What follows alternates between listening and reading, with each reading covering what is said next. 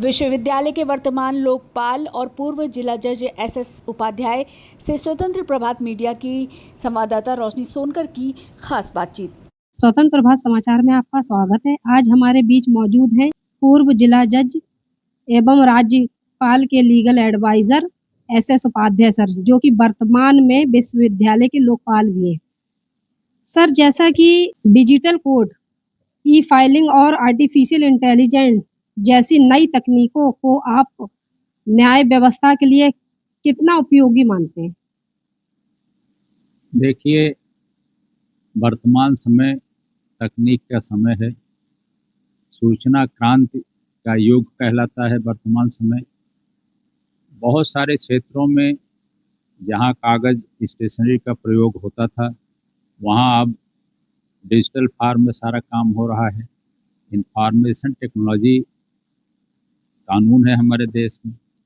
तकनीक में, खास करके सूचना तकनीक में इतना परिवर्तन हो चुका है, इतनी उन्नति हो चुकी है कि बहुत सारे सरकारी कार्यालय यानी पब्लिक सेक्टर, प्राइवेट सेक्टर में जो दिन भर कार्यालयों के काम हैं, अधिकारियों कर्मचारियों के काम हैं, वो पेपर पे ना हो करके कंप्यूटर के माध्यम से सॉफ्ट फॉर्म में हो रहे हैं और न्यायपालिका इससे अछूती नहीं। अच्छा होगा कि तकनीक का जितना अधिकतम प्रयोग संभव हो, एक साथ नहीं, एक दिन में नहीं, तो धीरे धीरे फेजेज में ये काम हो। और खुशी की बात यह है कि न्यायपालिका ने इस तकनीकी परिवर्तन को स्वीकार किया है। डिजिटाइजेशन एक बहुत बड़ा प्रोग्राम है न्यायपालिका का, इसको फेजेज में किया भी जा रहा है। अभी जनपद न्यायालयों के स्तर पर ये काम उतना प्रभावी नहीं हो पाया है, लेकिन सुप्रीम कोर्ट और हाई कोर्ट्स में ई फाइलिंग की अनुमति है। उत्तर प्रदेश के कुछ जिलों में इसके केंद्र बने हैं। अगर लोग ई फाइलिंग वहाँ से करना चाहते हैं तो कर सकते हैं। आज इलाहाबाद उच्च न्यायालय में अगर कोई मुकदमा किसी को दायर करना है, मेरठ से करना है, तो मेरठ डिस्ट्रिक्ट कोर्ट में ई फाइलिंग सेंटर खुला है, वहाँ से वो अपना मुकदमा, अपनी पिटीशन वहाँ से सॉफ्ट फॉर्म में भेज सकता है। इलाहाबाद हाई कोर्ट में वो लिस्ट होगा, जिस कोर्ट में लिस्ट होना है उसमें लगेगा वो मुकदमा, और एडवोकेट को कोई ज़रूरी नहीं है कि वो फिजिकली इलाहाबाद हाई कोर्ट में जाकर उपस्थित हो। वहीं सेंटर से मेरठ डिस्ट्रिक्ट कोर्ट में बैठे बैठे वहीं से अपना आर्गूमेंट भी कर सकता है।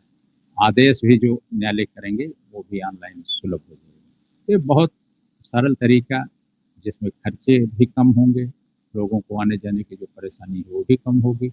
ऐसे बहुत सारे फायदे हैं जो डिजिटाइजेशन से और इस नई सूचना तकनीक से नागरिकों को, खास करके ये जो लिटिगेंट कम्युनिटी है, इसको होना है।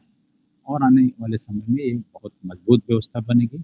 निश्चित रूप से इसको सरकार भी, न्यायपालिका भी प्रमोट करने को लगी हुई है। जैसे कि वर्तमान समय में बढ़ते साइबर अपराध और सोशल मीडिया से जुड़े मामलों को लेकर कानून और न्यायपालिका के सामने क्या नई चुनौतियां हैं?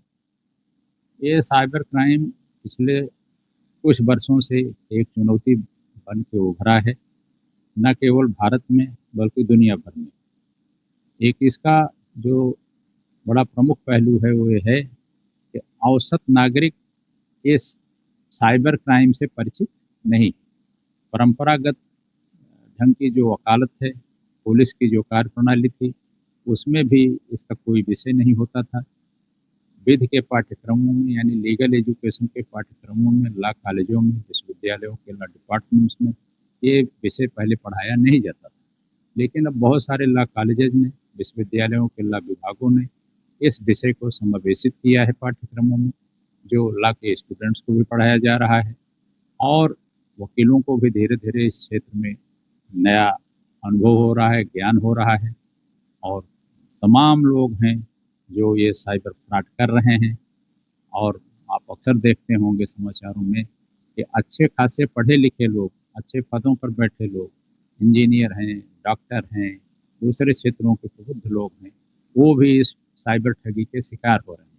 विशेष करके बैंकों में, वित्तीय संस्थानों में जमा पैसों को लेकर के। तो जो सावधानियां हैं, समय समय पर पुलिस विभाग हैं, दूसरे हैं, वो अपने विज्ञापनों के माध्यम से पंपलेट आदि वितरित करके लोगों को जागरूक भी कर रहे हैं कि लोग किसी को अपने इतनी वो संवेदनशील सूचनाएं उस तरीके की ना मुहैया करा दें, जैसे पता चला कि उनका अकाउंट ही खाली हो गया, उनका पैसा लोग निकाल ले गए या कोई और प्रकार का उनके साथ डिजिटल फ्रॉड कर ले गए।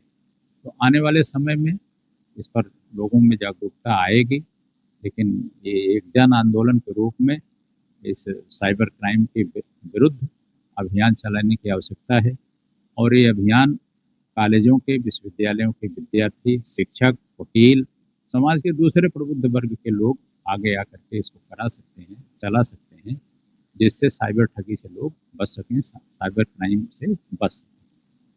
आपके अनुसार क्या भारत के वर्तमान संविधान में सुधारों की आवश्यकता है? निश्चित रूप से आप देखिए तो भारत के संविधान में 106 से अधिक सुधार हो चुके हैं। जब शुरू 1950 में संविधान स्वीकार किया गया था तो इसमें 395 अनुच्छेद थे। मूल संविधान में 395 अनुच्छेद थे। अब ये हो करके 395 जो कि 448 अनुच्छेद हो चुके हैं। तो समय समय पर जो देश की आवश्यकता है, समाज की आवश्यकता है, उस अनुसार संशोधन दुनिया भर के संविधानों में होते हैं, हमारे यहाँ भी होता रहा है। ऐसे देखिए तो जिस समय 1950 के भारत में ये संविधान लागू हुआ था, उस समय भारत की स्थिति, विश्व भर की स्थिति बिल्कुल अलग थी।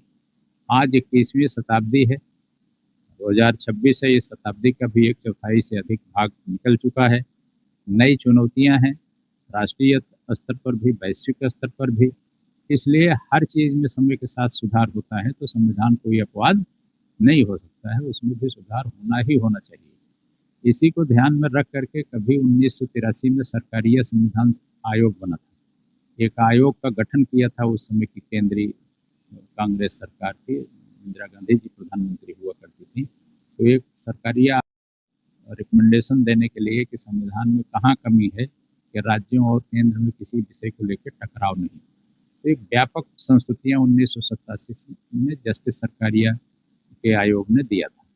ये अलग बात है कि राजनीतिक कारणों से, तमाम दूसरे कारणों से सरकार उन संस्तुतियों पर आगे नहीं बढ़ी और संविधान में संशोधन नहीं हुए। फिर अटल बिहारी वाजपेयी जी की सरकार थी, तो उन्होंने 1999 में ये बनाया वेंकटशैलिया कमीशन। सुप्रीम कोर्ट के चीफ जस्टिस हुए हैं वेंकटशैलिया साहब। रिटायरमेंट के बाद उनकी अध्यक्षता में द्वितीय संविधान संशोधन आयोग बना। उस आयोग ने भी 2000 में अपनी रिपोर्ट दिया, लेकिन आप जानते हैं बहुत सारी चीज़ें राजनीति में विवादों का विषय हो जाती हैं और वो संस्तुतियाँ पर भी सरकार आगे नहीं बढ़ पाई और संविधान में संशोधन नहीं हो पाया।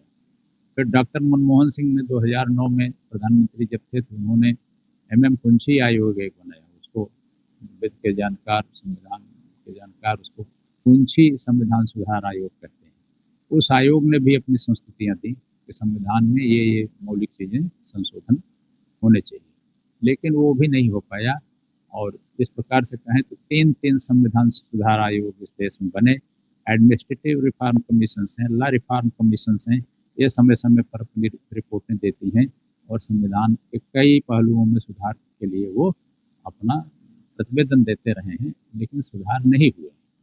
हम अपेक्षा करते हैं कि आने वाले समय में सरकार इस पर आगे बढ़ेगी और जो भी आज की चुनौतियां हैं भारत की, युवा पीढ़ी की और वैश्विक जो परिदृश्य है, उसके मद्देनज़र एक बहुत और अच्छा संविधान लेके देश आगे आएगा और अपनी समस्याओं को पार पाएगा। तो निश्चित रूप से संविधान में सुधारों की तो आवश्यकता है। कहाँ कहाँ है, क्या क्या है, इस पर हम बोलेंगे तो बहुत बड़ा आपका विषय हो जाएगा। इसलिए मैं इतना ही संक्षेप में कहूँगा कि संविधान में व्यापक सुधारों की आवश्यकता है। ये जितना शीघ्र हो उतना जल्दी हो। लंबित मामलों की जो समस्या होती है वो कम करने के लिए आपकी क्या राय है? में मुकदमों की बाढ़ और यह समस्या अदालतों की अचानक से अभी की नहीं है कि 21वीं शताब्दी में या 2026 में अचानक से मुकदमे बढ़ गए हैं। हर बीतते वर्ष में मुकदमेबाजी देश में बढ़ रही है। ये एक चिंता का विषय होना चाहिए। एक स्वस्थ समाज में, एक आदर्श समाज में इतनी मुकदमेबाजी अच्छी चीज़ नहीं। हमारी समझ में मुकदमे क्यों अधिक हो रहे हैं, क्योंकि जितना हमारा सांस्कृतिक ह्रास हुआ है, नैतिक मूल्यों में परंपरागत जो हमारे आदर्श थे, सभ्यता और संस्कृति के जो आदर्श थे, मानक थे, वो उन मानकों का जितना छ क्षरण हुआ है, जितना वो हमारे आदर्श कमज़ोर हुए हैं, सांस्कृतिक आग्रह, नैतिक मूल्यों में विश्वास, ये कम होते-होते आज हम उस मुकाम पर हैं, जहाँ एक चुनौती के रूप में हमारा टकराव है नागरिकों में आपस में अधिकारों को लेकर, संपत्ति को लेकर के और तमाम उन कारणों से भी जो अनावश्यक विवाद का विषय है, जिस पर विवाद होने ही नहीं चाहिए, उन भी विषयों पर विवाद हो रहे हैं। एक उभरता क्षेत्र है, आप घरों में देखिए तो मैट्रिमोनियल डिस्प्यूट्स, वैवाहिक विवाद एक भयावह बीमारी के रूप में समाज के सामने है। आप चले जाइए फैमिली कोर्ट्स में, देश भर में किसी भी ज़िले में, इतने मुकदमों के अंबार है, प्रतिदिन मतलब 200-500 मुकदमे एक-एक अदालतों में लग रहे हैं और एक अच्छी खासी भीड़ वहाँ खड़ी है। तो ऐसा क्यों हो रहा है? क्योंकि परिवार दरक रहे हैं। ये जो जिन विश्वासों पर, जिन बुनियादों पर समाज टिका था, पति-पत्नी के जैसे संबंध एक आदर्श विश्वास भरोसे का होता था, वो कहीं न कहीं दरका है। वो इसलिए दरका है क्योंकि परंपरागत हमारा सांस्कृतिक जो मूल्य था, कुटुंब का जो सिद्धांत था, बर्दाश्त करने की जो क्षमता थी, अकोमोडेट करने की जो क्षमता थी, वो आज के भौतिक परिवेश में उसमें बहुत गिरावट आई है।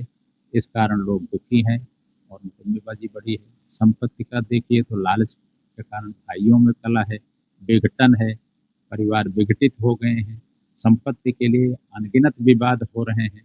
पहले ऐसा नहीं होता था। लोग सामूहिक रूप से संयुक्त परिवार में रहते थे। संयुक्त परिवार की अवधारणा ही ध्वस्त है।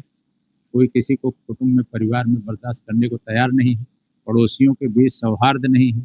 गाँव में देखिए तो वैमनस्य है, मनमुटाव है लोगों में, जबकि सौहार्द, परस्पर विश्वास, भरोसा, प्रेम इसी पर गाँव आधारित थे, शहर आधारित थे।